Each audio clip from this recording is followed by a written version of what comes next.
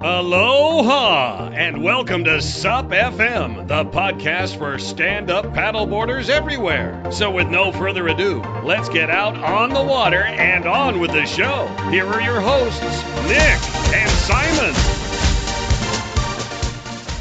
Aloha, Simon. Well, hello, Nick. And very good of you to put an aloha in there because I know how much you hate saying it. Not anything detrimental about Pacific Islanders or anything, but yes, I just think that if we're not in the Hawaiian Islands, then we shouldn't really be speaking Hawaiian. But well, I know, it's good to get in the spirit of things. Yeah, and I know you feel like that, which is why I try and repeat aloha in as many different ways as possible to you. But anyway, moving on.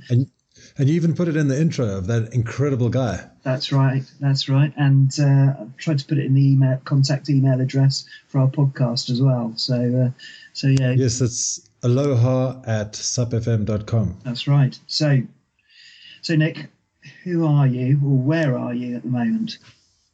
Well, should we just deal with the podcast quickly and the mission of this podcast that you and I both got together to do? Ideally, what we'd really want to do is promote stand-up paddle. We looked around and we realized that there weren't any podcasts that we can find so far about stand-up paddle. There was one that was recorded in 2008, and it has since ceased to be. So, I mean, what exactly do you think our mission is here with the SUPfm podcast, Simon? Well, exactly what you said, which is about spreading the gospel of stand-up paddling and also inspiring. Hallelujah. Absolutely. Praise be. And because it's such a fantastic sport, and it took me such a long time to find it. We'll talk a bit about my sporting background later on, but it's such a fantastic sport. You can do it in so many different ways to suit whatever circumstances you are. And, the people who I've met in the SUP world are really nice as well. Absolutely. Yeah, and me too as well. I mean, I think what I'd really love us to do is to try and, if we inspire you guys out there to paddle for a healthy lifestyle, that's one thing. We'd also like to try and help you choose a board. We'd like to help you choose a paddle. To help you find amazing destinations to have holidays in. And it's just because there's so much out there. And as Simon and I, when we were going through this, we couldn't believe how many interesting people and personalities and stories there are out there in the SUP world. And we want to tell it. So we want to entertain you and we want to help you. Yeah, absolutely. And then along with the inspiration, as you said, comes the tips as well. Because, stand-up paddleboarding is a really new sport. There are people joining it all the time. There's a huge amount of beginners out there who want to know stuff. Then we've got the intermediates who have been doing it for a while and just want a bit more inspiration about places to go or new kit or using it in different ways. I don't know whether you fancy taking part in a SUP jousting competition or a SUP obstacle course. I've seen all of that sort of stuff out there and more. Whatever the activity, whatever the destination, whether it's camping and adventure or racing, speaking to top racers and coaches and so on, what my view of it, and I think yours, Nick, as well, is that we want to get as much of that stuff out there to inspire people who are learning to paddle or who already paddle and are looking for new things to do. Absolutely, totally agree. I couldn't agree more, because it's, when I first started SUP, I had a little bit of a false start. And now I'm absolutely hooked, and I just can't wait to get back out in the water every single waking moment. Well, fortunately, can't always do that, but... Well, do you know what? My heart is not bleeding for you, Nick, because I did ask you where you came from, where you were talking to me from, and obviously, despite the South African accent there, you're in Portugal, in the Algarve in Europe, which is just absolutely fantastic weather for probably 345 days of the year. Isn't that right? Well, yeah, the tourist board says that we get 300 out of 360 sunny days a year. And when I first arrived here in the year 2000, I arrived in early spring. And to be honest, I didn't see a cloud until October. And I couldn't believe it. I was like, can't believe this climate. And all my family from South Africa come over. And where I'm originally from in Cape Town, the weather's pretty good down there too, but this place is incredible. It really is amazing. It's consistently great. So you get the chance to sup for, most of the year there if you wanted to. And most. Yeah, I've been supping all winter. Yeah, absolutely. Yeah. I've been supping all winter. It's been incredible. And you don't need your 5mm thick wetsuit to do that either, do you? No, I went out on Boxing Night on the 26th of December, and I was in my full suit and I was sweating. It was really, really too hot. Yeah, so that's fantastic, and I'm insanely jealous. I'm speaking to you from sunny England, and say sunny England in quotation marks, because although we're getting through to the spring now, and we're getting a bit of sunshine, it's and lots of people do supping throughout the year, and it's something that I want to find out a bit more about. But we don't approach your sort of temperatures until, I guess, the odd day in May and sort of June and July. So that's our real peak sup season, certainly down where I am. Sure, and it's an interesting topic, actually, supping in the middle of winter, because a lot of people have done expeditions up to the Arctic and in the north of Norway and around Greenland and Canada. And I'd love to chat to those guys about how they actually prepare for an Arctic sup. And also, in the northern reaches of the United States, and Canada, it gets really cold up there, and the guys keep on paddling as long as there's no ice. Absolutely. So, there's some great stuff on YouTube, actually. Came out in the winter 2014. Guys just going out and paddling around icebergs and falling in and all of that sort of stuff. So, yeah, we should get those guys on. Absolutely. So, should we dig a little bit deeper into your past, Simon? Where were you born? Well, I was born in the UK, up north. Lost my Liverpudlian accent since I left there at the age of 4.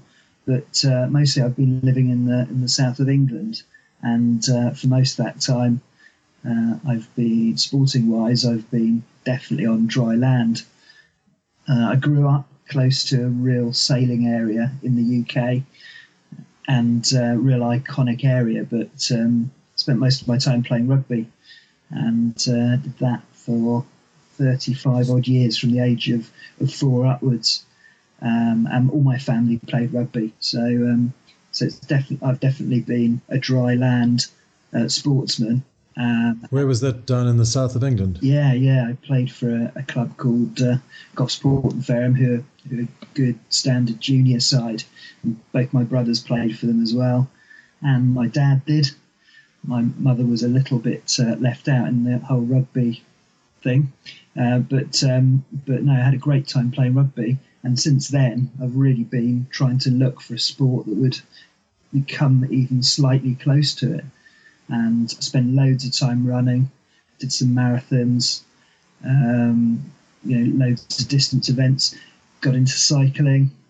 Again, did some huge cycle rides over sort of multiple days. And, road cycling or mountain biking? Well, a bit of both, but the distance was all done road. So I did John O'Groats to Land's End with a team from the British Army. Wow, that's a huge distance. That's the length of the British Isles, isn't it? That's right, from top to toe. So it's almost 900 miles to do that, and we did it in 9 days.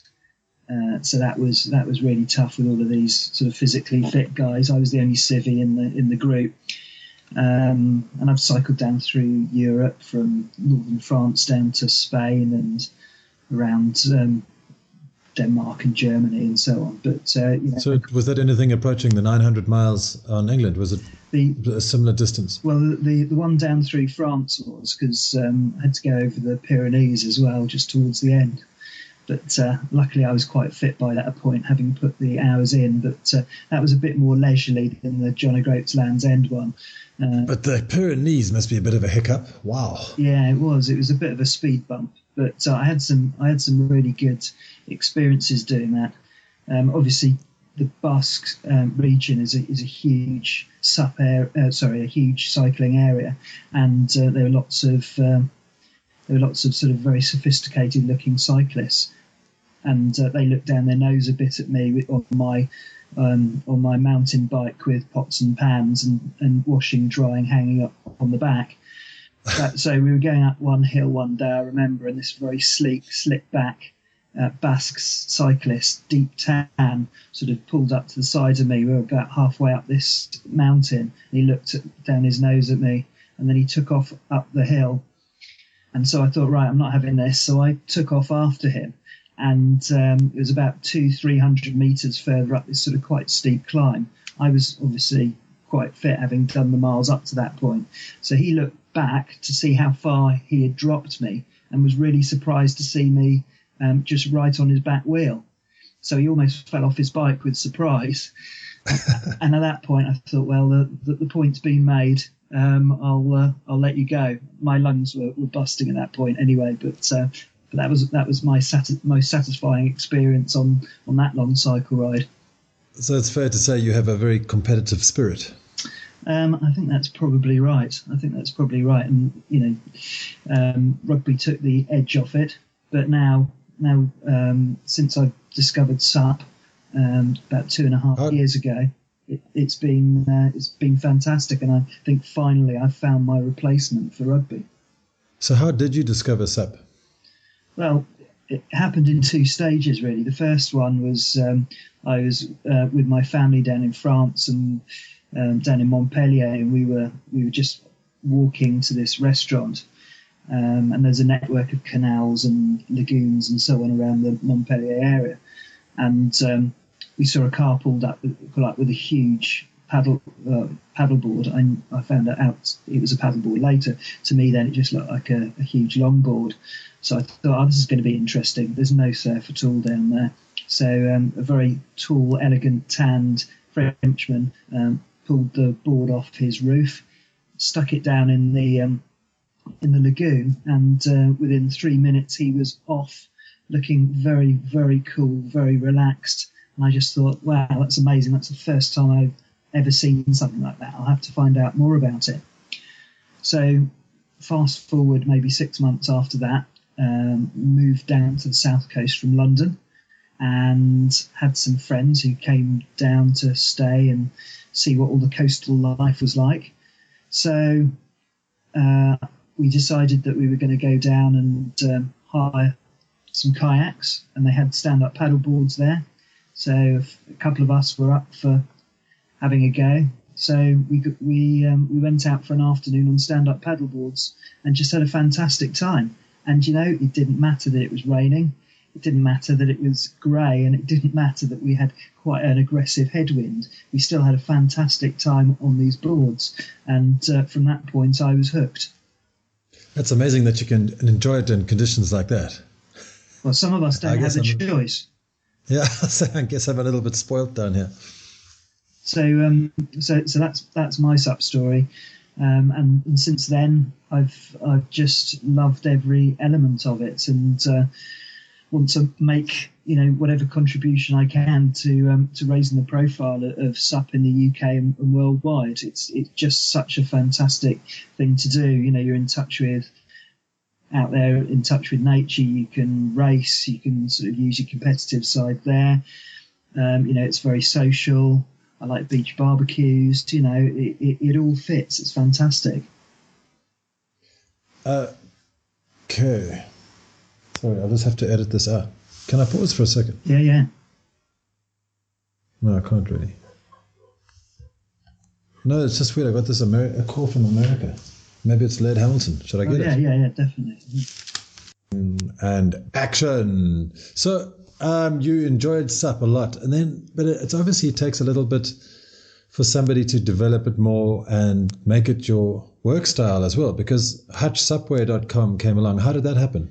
Well, my career has always been in retail. I've worked for some prominent brands in the UK, and retail is something that I know. And there's all sorts of surf brands and mixed water sports brands out there, but there was nothing that talked directly to stand-up paddleboarders. And I thought, well, that's something that's interesting to spread the gospel, hallelujah, around stand-up paddleboarding through the medium of retail and clothes. So I pulled some designs together, got a very, very good supplier, and thought, well, why not? You should be proud of the pastime that we do, and communicate that through the medium of clothes. So that's what I've started with. And I think it's an incredible. I remember coming across your website for the first time and thinking, "Oh wow, this is amazing! People make clothes just for stand-up paddlers." And yeah, absolutely. Yeah, well, I clearly think it's a good idea, but yeah, I think that there are lots of mixed brands out there, and this is one definitely for paddleboarders, and doing lots of product development at the moment to look at the optimum materials and designs for paddleboarders in the future. But at the moment, we've got a range of leisure items on there, and I'm just really focused on building the brand, building the products for a specialist stand-up paddleboarder community. Great. Well, I'm a fan because I received some shirts from you the other day, and they are incredible quality. They really feel great on the skin. Well, wonderful. That's fantastic. And just to be a little bit nerdy, just for a second, you'll find as well that these aren't shirts that turn into sandpaper after about the third or fourth wash. They really, really last. So, perfect for the sort of salty environment. Well, if you're supping on the sea, but they really are good, hard-wearing, soft stuff. But I would say that. Enough of the advert. Nick. Yep. So you are. I can detect from your accent. Well, we've already identified that you're South African.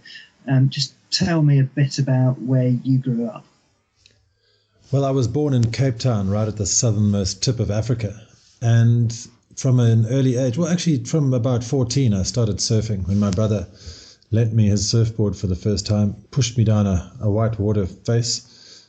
Well, he pushed me along a wave, and I managed to stand up the first time, and I was absolutely stoked. I loved it. It was just amazing that the feeling of the wave pushing you. And it's quite an incredible sensation for those of you who have tried it, obviously. And I think, but I graduated to windsurfing, and in Cape Town we have tremendous winds. We've got a local wind called the southeaster, and it just blows a howling gale, often up to gale force and hurricane force. Right. So I'm a rather heavy lad, and I used to take out my largest sail, what possible, and scud across the lakes. And ended up snapping 3 masts. Wow. And it was getting to be a bit of an expensive sport. And then I took it out on the ocean the next day, and I just bought one of these brand new anti-cavitational fins. And it was the latest technology at the time in the 80s, late 80s. And I took off on a wave and came down, parallel, longitudinally at 90 degrees to the water, and it just snapped the fin off completely and dropped to the bottom, and I never saw it again. Oh, no, expensive. So I thought, well, this is a really expensive sport, and I decided to take up hiking. Yeah. Take you a while to get through those boots, wouldn't it? Yeah, actually, I walked a pair of boots off the other day. They were actually literally walking. I had them for like 12 years, and I walked the soles off. It was incredible. Wow, that's a good game. But in Cape Town, we're blessed with many incredible mountains plunging directly into the ocean.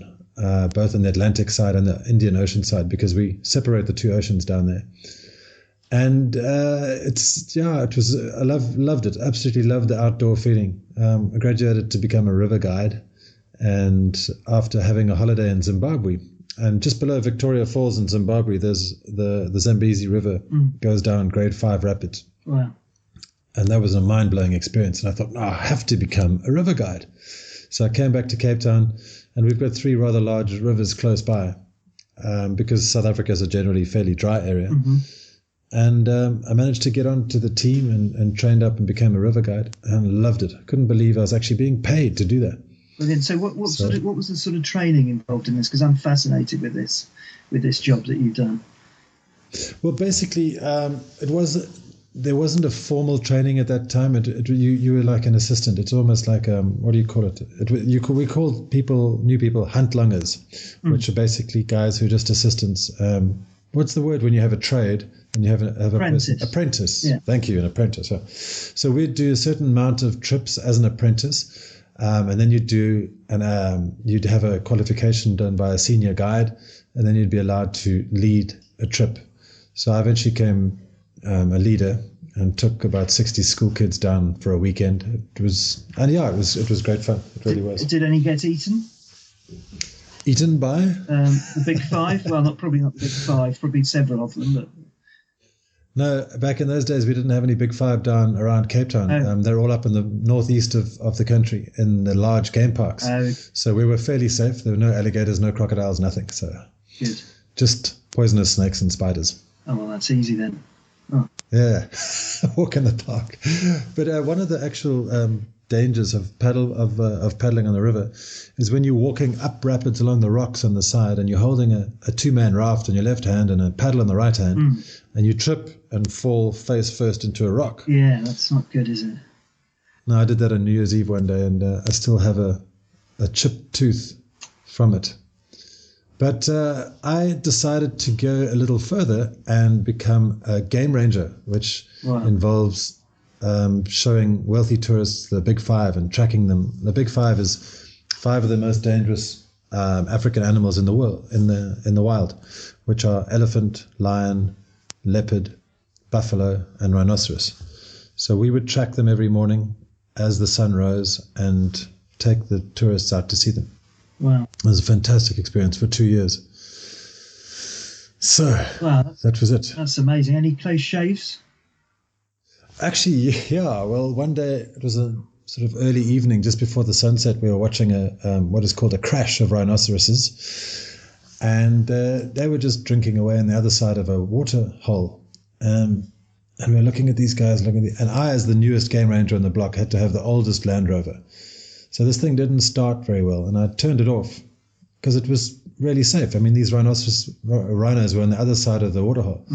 But then they started nosing around and looking at us and walking towards us. And, eventually this one was walking a little faster and faster.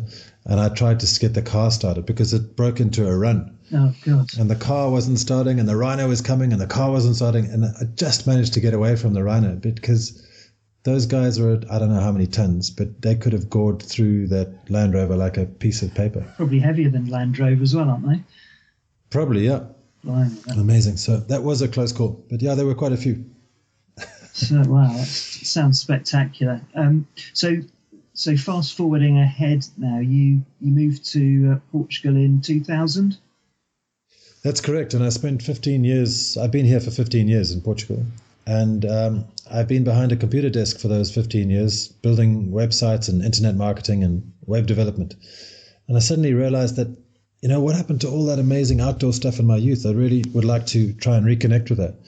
So I started a blog called outdoorsinportugal.com, and I proceeded to do a little sort of mini adventure every week and write about it. And I found that I was just writing about stand-up paddle because I just discovered stand-up paddling and loved it so much. Really, really, really got hooked. And yeah, I turned that into a business last year with my buddy Pedro. Yeah. And we've been doing lessons and adventures since late last year in Portugal. Sounds fantastic to be out there, in the number of decent days that you got down there. Just absolutely spectacular. What was it that really attracted you to stand-up paddleboarding? Well, I think you touched on it earlier, but just being immersed in nature and the peace and tranquility that you get, it's almost like meditation for me. Like I told you, I've been paddling a lot this last winter, and just going out early mornings like 6 a.m. as the sun rises and the birds are there, it's just so quiet and peaceful. I think that is the number one thing. A close second is getting fit. Yeah. Because I'm 45 years old and I'm, approaching sort of middle age or in middle age, and I'd like to try and keep fit. And I was amazed how much of an all-over workout you can get from stand-up paddling. It's incredible. I know. It amazed me, actually, because, you take the sort of upper body stuff for granted. You're moving, the paddle and so on. But what really surprised me is how my legs felt after a decent session. After a couple of miles, they really do. You do really feel it in them, don't you?